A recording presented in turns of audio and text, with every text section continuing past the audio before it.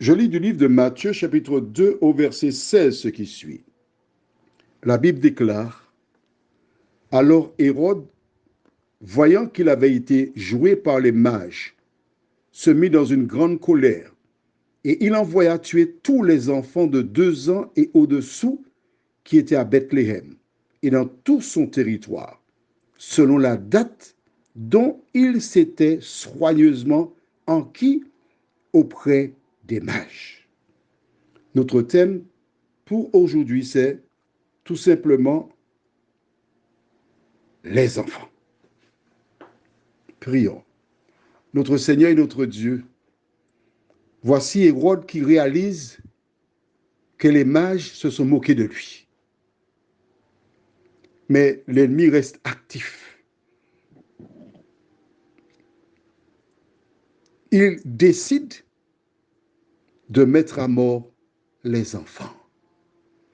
Seigneur, merci. Merci pour cette portion de la parole qui nous permet de comprendre. Au nom de Jésus, Amen. Quand les mages sont partis vers Bethléem, Hérode pensait qu'il avait été suffisamment persuasif et que forcément il ramènerait la bonne nouvelle. Mais il n'a rien vu venir. Il réalise qu'il a été trompé. Il ne connaît pas l'Éternel comme nous le connaissons. Il ne pensait pas que l'Éternel pouvait lire les pensées. Il ne connaissait pas ce grand Dieu qui n'est pas un Dieu de pierre, mais qui est esprit. Et c'est parce qu'il ne connaissait pas Dieu qu'il a osé croire qu'il aurait convaincu les mages. Mais l'Éternel fit en sorte que ces derniers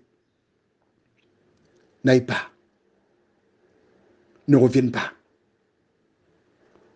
Alors, lorsqu'il s'est rendu compte qu'une semaine, 2 semaines, 3 semaines, peut-être plus, qu'il n'a pas d'informations, à ce moment, il envoie, et regarde bien, la fin du verset 16 dit quoi?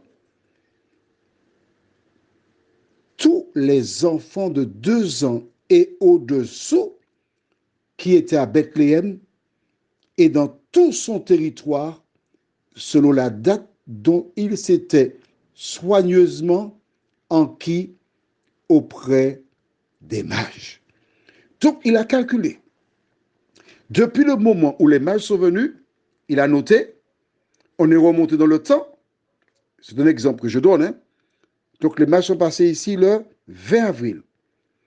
Et ils nous ont dit qu'ils ont vu l'étoile une semaine avant. Donc, 20 moins 7 à partir du 13 avril. Par mesure de sécurité, on va dire 10 avril. 10 avril, c'est l'année. On va à 10 avril, 2 ans plus tard. Voici les dates de naissance que vous devez chercher.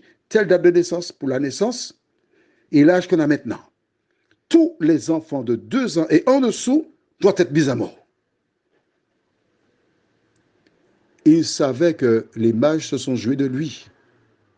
Mais quand je lis au verset 13, lorsqu'ils furent partis, voici un ange du Seigneur apparut en songe à Joseph et dit, lève-toi, prends le petit enfant et sa mère, fuis en Égypte et reste-y jusqu'à ce que je te parle, car Hérode cherchera le petit enfant pour le faire périr.